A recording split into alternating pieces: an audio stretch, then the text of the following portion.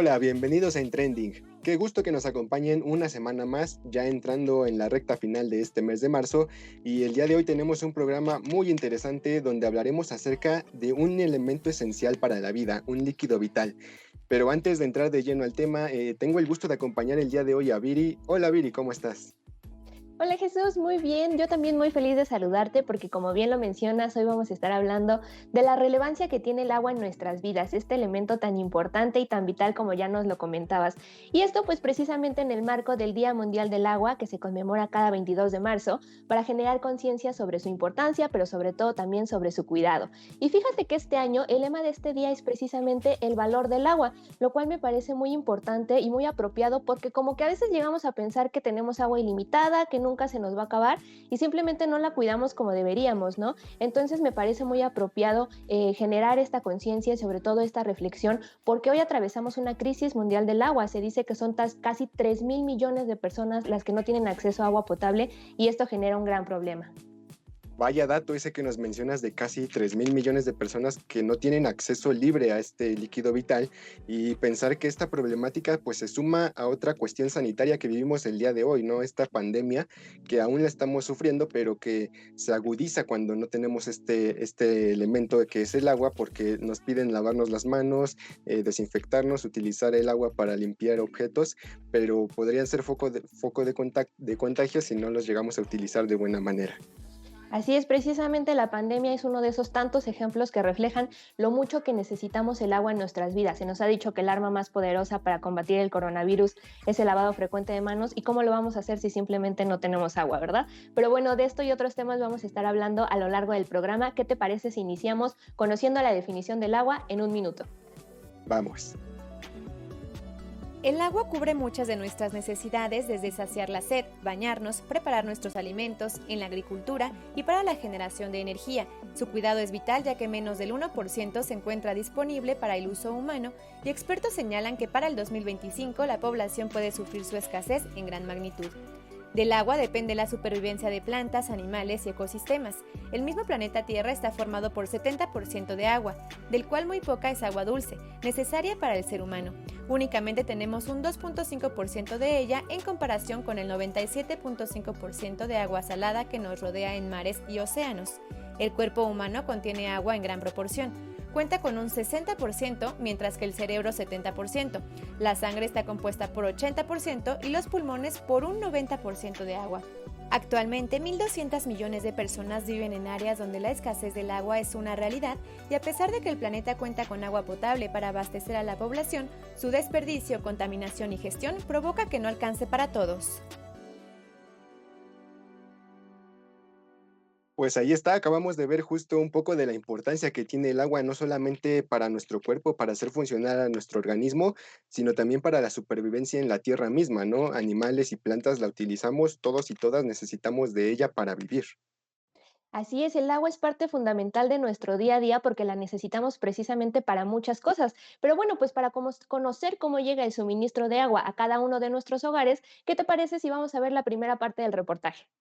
Vamos a verla.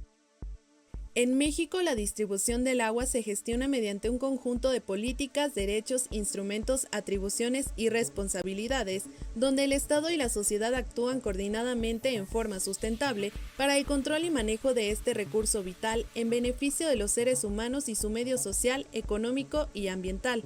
Específicamente en la Ciudad de México, el abastecimiento de agua proviene de las montañas de la zona poniente. El sistema de agua Cutzamala y el sistema Lerma son los encargados de proveer el líquido que llega a la capital. Estos dos grandes sistemas nos entregan prácticamente el 45% del agua que recibimos en la ciudad. El resto, el otro 55%, se produce en los pozos dentro de la ciudad y en algunos manantiales que tenemos todavía en la parte alta de las montañas del Poniente. Los usos del agua se clasifican en consultivos, que incluyen el agrícola, el abastecimiento público, la industria y termoeléctricas, y los no consultivos, hidroeléctricas y conservación ecológica. En nuestro país, el principal uso del recurso hídrico es agrícola con el 75.7%, contrastando con la Ciudad de México. 1,5 millones que representa el 68%, son usuarios domésticos. 300,000, que representa el 14%, son no domésticos o industriales. Y 400,000, que es el 18%, representan a estos sitios en donde tenemos vivienda y algún comercio, usos mixtos. Esos son los 2.200.000 usuarios que tenemos repartidos en toda la ciudad. Aunque el INEGI indica que en México la mayoría de la población tiene acceso al agua potable, ello no refleja la realidad.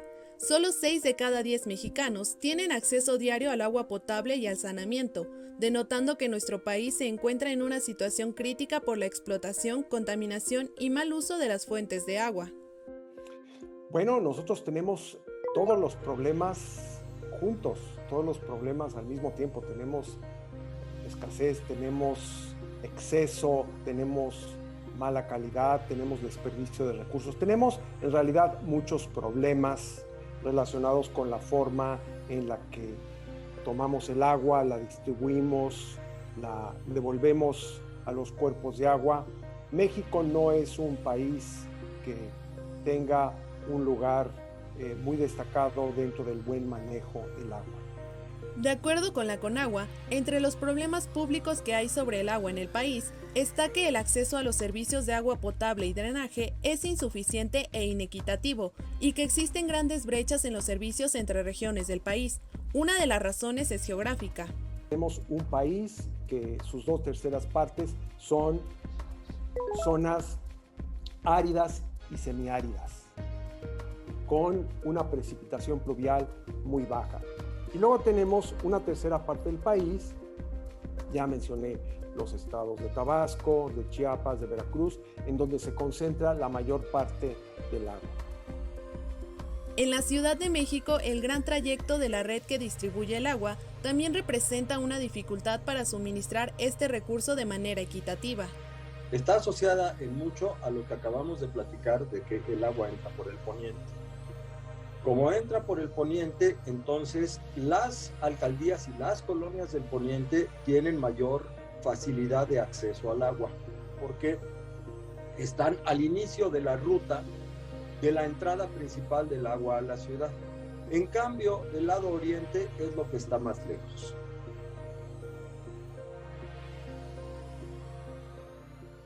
Pues como vemos, son distintas las problemáticas que deben atenderse con respecto al suministro de agua, y es necesario hacerlo pronto, porque Jesús, ¿te imaginas que lleguemos a ese día en el que simplemente ya no tengamos más agua y su uso sea realmente muy racionado? Esto podría parecer hasta de película, ¿no? Para muchos yo creo que se imaginan que falta muchísimo tiempo para esto, pero la realidad es que no. Los expertos han asegurado que de no atenderse esta problemática nos alcanzaría el llamado día cero del agua. ¿Tú has escuchado sobre este concepto?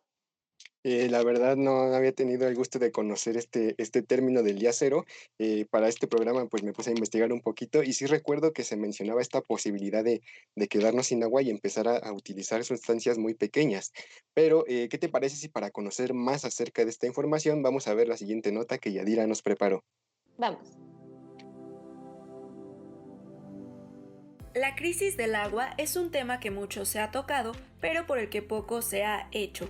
El cambio climático repercute en el aumento de la temperatura, ocasionando que el agua que antes recargaba los mantos acuíferos se esté evaporando, a consecuencia también de la urbanización descontrolada.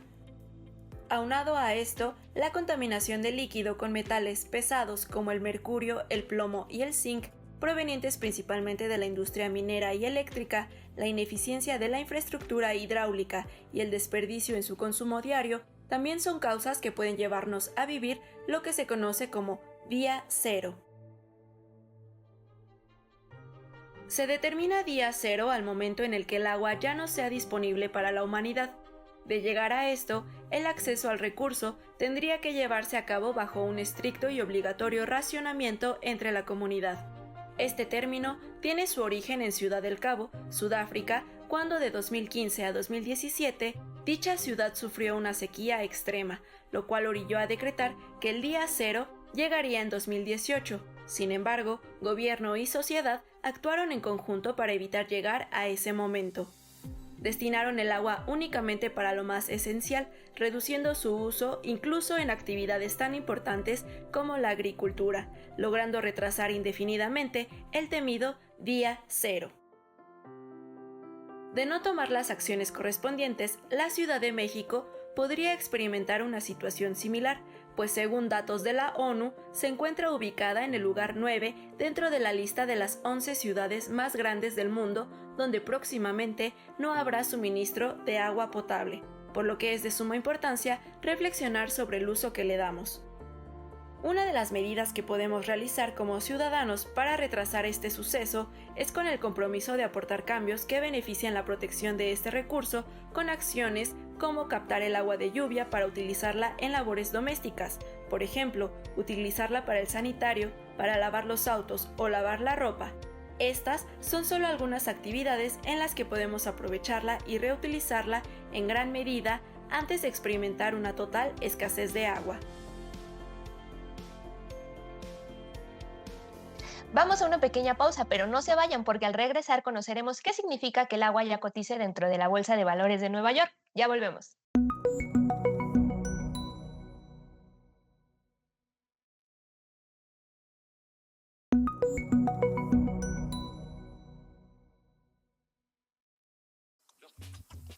Ya estamos de vuelta aquí en Trending, listos para seguir platicando acerca del tema de hoy, acerca del agua. Y como lo veíamos antes de la pausa, hay que estar al pendiente del sistema hídrico, de cómo hay cortes, de cómo hay mantenimiento. Por ejemplo, yo te puedo platicar que hoy en esta situación que vivo en mi tierra de Catepec, donde han existido algunos cortes y pues tenemos que estar al pendiente de cuando caiga agua, de cuidarla, de mantenerla, exacto, y pues no desperdiciarla en la medida de lo posible. Así es, Jesús. Fíjate que ahora que lo comentas, sí, ya había escuchado que iba a haber una reducción de agua, del suministro de agua en algunos lugares del Valle de México, y esto precisamente porque el sistema Cutzamala ha presentado una sequía que ha ido de severa a moderada y precisamente estos cortes como el que te tocó a ti. Pero esta situación no es nueva, porque muchas alcaldías y municipios del Estado de México enfrentan esta situación desde hace mucho tiempo, es decir, tienen que lidiar diariamente con un fuerte desabasto de agua. Y de esto va nuestra segunda parte del reportaje. ¿Vamos a verla? Vamos. En nuestro territorio, los recursos hídricos están distribuidos de forma desigual. Entre 12.5 y 15 millones de habitantes no tienen acceso al agua potable, sobre todo del área rural, pero también de zonas marginadas en las grandes ciudades. Y de los que sí reciben el líquido, casi el 30% no lo tiene en cantidad ni calidad suficiente. Esto se debe a la desigualdad y falta de infraestructura hidráulica. Parte de la misión del Sistema de Aguas de la Ciudad de México es suministrar el agua a los habitantes con eficiencia, cantidad y calidad adecuada. Por ello, desde 2019 han subdividido la red de distribución en sectores y así poder identificar las zonas más afectadas y dotarlas de agua. Esa es nuestra meta, subdividir a la red en 830 sectores. Tendremos la oportunidad de identificar en qué sectores necesitamos trabajar más fuertemente para evitar, reducir esas pérdidas de agua y que el agua entonces pueda seguir su camino en esta trayectoria del poniente hacia el oriente para que llegue en mejores cantidades hacia la zona oriente. Para poder lograr el acceso universal y equitativo del agua, de acuerdo con la Ley de Aguas Nacionales, los recursos financieros deben ocuparse para garantizar los servicios de calidad, así como la construcción, debido funcionamiento y mantenimiento de la infraestructura y la operación eficiente de las instituciones responsables. Yo diría que hay 2 o 3 grandes áreas de intervención. Una es lograr una eficiencia en el funcionamiento del sistema que nos permita que no perdamos tanta agua en el momento de la distribución.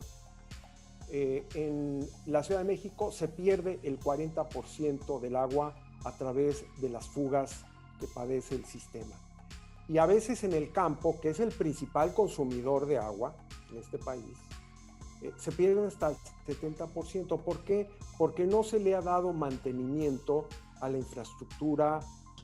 Que la red tenga mayor eficiencia, o dicho de otra manera, porque haya menos pérdidas de agua en la red y que con esto podamos llevar más agua de la zona poniente hacia la zona oriente.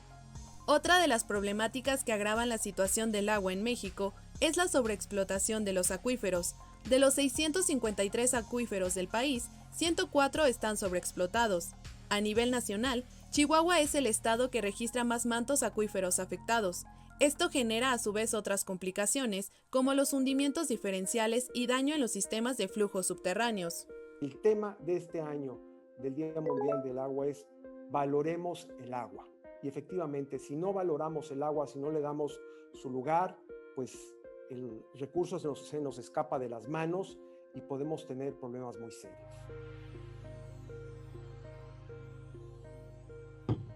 Pues justo acabamos de ver un poco de ese valor natural que tiene el agua y a esto hay que sumarle el componente económico porque también es algo que se ha manifestado en los últimos días. Específicamente a finales del año anterior se dio esta noticia de que el agua empezó a cotizar en la bolsa de Wall Street, un hecho que nos dejó bastante sorprendidos y del que no se ha hablado tanto hasta estos días. Por ello, para explicarnos un poco más acerca de esto, el día de hoy nos acompaña el maestro Hugo Contreras. Bienvenido y gracias por acompañarnos.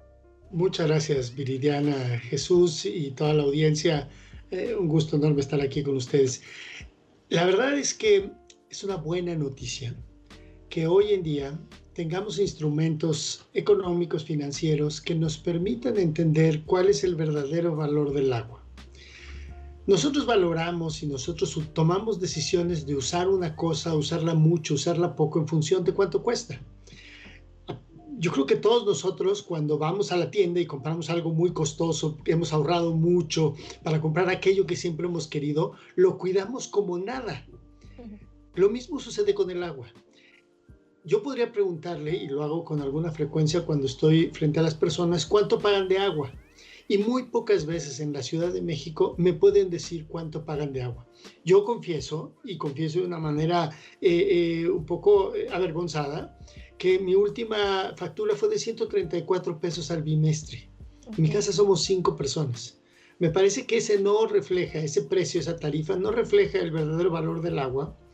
Y lo que sucede, y no quiero echar en cara a mis vecinos, es que mis vecinos lavan el coche con manguera, riegan el jardín varias veces y utilizan el agua de una forma pues, que refleja la tarifa. Es decir, si la tarifa no es una tarifa suficientemente alta que nos ayude a reflejar ese valor, lo que nos está diciendo es que el agua abunda y hay que usarla mucho, ¿no? Entonces, lo que sucedió en el caso de Nueva York es, primero hay que entenderlo, cómo es el instrumento y qué es el instrumento. El instrumento solo refleja un pedazo muy pequeño del agua que se utiliza en California. No tiene ningún efecto directo en ningún otro grupo, recurso, fuente de agua fuera de un espacio en California. Y lo que nos dice el instrumento es, hoy, digamos, el instrumento dice, en el futuro, el precio del agua en esa zona, en California, va a ser X cantidad de dólares por pie cúbico o metro cúbico, usando nuestra referencia en México. Uh-huh. ¿Qué es lo que va a pasar? Si eso va a subir o va a bajar, no lo sabemos. Si el precio del agua de repente en 2023 está por encima de ese precio que cotizó en el mercado, lo que quiere decir es que hay más escasez, que la gente está dispuesta a pagar más por el agua porque sabe que hay poca. Si por el contrario, el precio del agua cuando vas y la compras en ese año es inferior a ese instrumento, entonces lo que te está diciendo es, hay suficiente agua, no te preocupes. Entonces, ¿qué puede pasar? Puede pasar que tengamos un año muy lluvioso y va a haber abundancia de agua, pero puede pasar que tengamos un año muy seco y va a haber escasez de agua. Y lo que hace este instrumento es que va a reflejar ese valor y para mí esa es una muy buena noticia. Maestro, una pregunta, ya nos explica qué significa precisamente que el agua ya cotice dentro de la bolsa de valores. ¿Qué efectos nos platicaba, por ejemplo, de estas acciones que realizan sus vecinos y que realizan mucha gente? ¿Qué otros efectos como el cambio climático, la contaminación, todas estas cosas que nos inundan por ahora, qué repercusiones tienen en que ahora ya cotice el agua también? Mira, yo creo que el precio de un bien aunque sea el agua y por más importante que sea y que deba ser más valorado, es un bien que se cotiza y que nosotros le ponemos un precio al comprarla y venderla. Y eso ha sucedido a lo largo de toda la historia. No es nuevo. Todos los días, en todos los países del mundo, de forma legal o ilegal, formal o informal, se cambian los derechos de agua. Todos estos factores que tú mencionas, cambio climático, sequía, contaminación, ¿cómo pueden incidir en ese precio? Pues como lo mencioné, es de esperarse, porque todos los científicos nos lo están diciendo, aunque nosotros en México lo neguemos, es de esperarse que en el futuro el cambio climático traiga mayor sequía, lluvias mucho más fuertes, es decir, va a haber extremos más severos que los que tenemos ahora, y eso puede afectar el precio del agua. Insisto, un año húmedo va a hacer que el precio baje y un año seco va a hacer que el precio aumente. Lo mismo puede suceder con la contaminación, porque el agua no se cotiza estrictamente por el volumen de agua, sino el volumen limpio de agua para un uso X. En el caso de California es para usos agrícolas, para usos de servicios, para las casas. Entonces también la contaminación puede afectar este precio. Y nosotros, para traerlo a nuestro ejemplo México, si, por ejemplo, en el Cutzamala que estaban hablando, si de repente el Valle de Bravo se contamina o ponemos más cosas en Valle de Bravo, nos va a costar mucho más dinero limpiar esa agua y eso debería verse reflejado en nuestra tarifa. Si no lo reflejamos, no es porque no exista, es porque alguien más lo está pagando.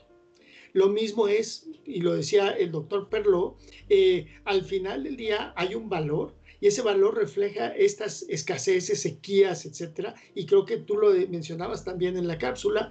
Si estamos en una sequía, lo que va a suceder es que va a haber menos agua en Valle de Bravo o en Ecatepec, como Jesús ya lo ha visto en los últimos días. De acuerdo, maestro, y justo con esta problemática que nos menciona y que ya nos ha ahondado, mencionaba un poco acerca del futuro, ¿no? De cómo esto podría llegar a continuarse. Nos gustaría que nos platicara, nos queda un poquito menos de un minutito, si esta acción que se realizó en Estados Unidos, en Nueva York, ve que se puede realizar en algunos otros países. ¿En México podría darse? Mira, y tengo que decirlo, nosotros como The Nature Conservancy y como parte de la Alianza Latinoamericana de Fondos de Agua que tenemos con el BID y la Fundación FEMSA, hemos estado observando cómo se mueve la regulación a lo largo de todos los países de América Latina. Y lo cierto es que cada vez hay más países que están incorporando en sus tarifas de agua costos que antes no veíamos. Por ejemplo, la conservación de la cuenca. Hoy, en varios países de América Latina, se incluye el precio de la conservación en la tarifa de agua. Insisto, esa es una buena noticia porque nos ayuda a tener una mejor referencia del valor de nuestros ecosistemas, pero también de cómo estos afectan al agua y cómo el agua tiene un valor para nosotros, pero también para la naturaleza. Entonces, el futuro es complicado. Vamos a ver cómo opera en Nueva York. Pero lo que sí te digo es que hay muchos países, inclusive en México, donde se intercambian derechos de agua por precios. Entonces, no es el único que existe, es el más conocido nada más. De acuerdo, una disculpa, es que el tiempo es bastante corto, pero le agradecemos muchísimo que nos haya informado acerca de este acontecimiento. Y justo pues habrá que seguir atentos a cómo se desarrolla esta situación. Le agradecemos por su tiempo. Con mucho gusto, estoy a la orden para cuando lo necesite. Muchas gracias, maestro. Y pues ahora lo invitamos a que nos acompañe a conocer el programa de manejo, uso y reuso de la UNAM, mejor conocido como Pumagua, cuyo objetivo pues es atender las problemáticas y necesidades que se presentan en nuestra universidad. Vamos a conocerlo. El programa de manejo, uso y reuso del agua en la UNAM nació hace más de 10 años con el objetivo de garantizar un suministro de calidad para la comunidad de Ciudad Universitaria. Este proyecto tiene el compromiso del manejo sustentable del recurso y de promover entre los universitarios la conciencia y participación en el cuidado del agua. Para lograr este fin, se han creado varios ejes de acción, como el monitoreo constante de detección de fugas de agua y la implementación de un semáforo que indica su gravedad.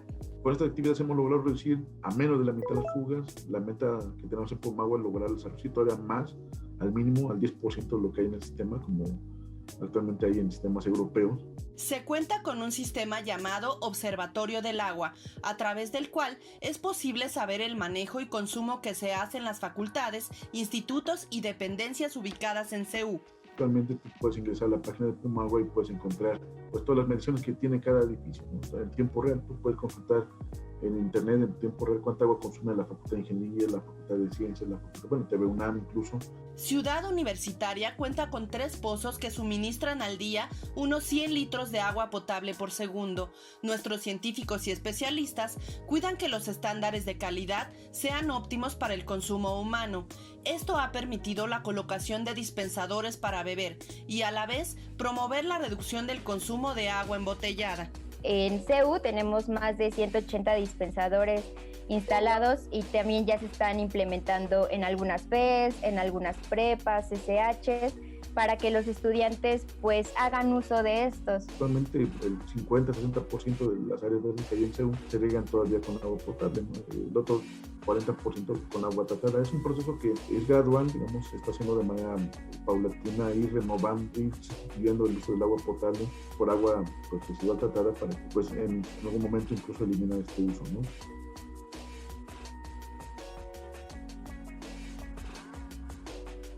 Lo que sí hemos hecho es replicar también el programa Pumagua en otros municipios, en otros estados de la República, en comunidades sobre todo marginadas, de alta vulnerabilidad o de mucha pobreza.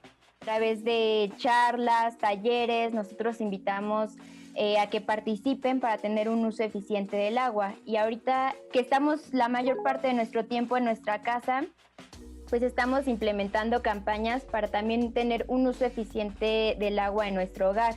El Programa Universitario de Manejo, Uso y Reuso de Agua en la UNAM tiene varios retos por cumplir, entre ellos la renovación de su infraestructura tecnológica para que el modelo siga replicándose y continúe como ejemplo del manejo responsable y sustentable del agua. Pues vaya que en este programa hemos conocido un poco más acerca de este elemento tan importante del agua y justo comentábamos que el pretexto de nuestro programa pues es que se acerca el Día Mundial del Agua, pero más allá de retomar la conmemoración pues es necesario hacer conciencia de cómo utilizamos este recurso, de cómo lo aprovechamos o lo llegamos a desperdiciar, ¿no lo crees, Viri?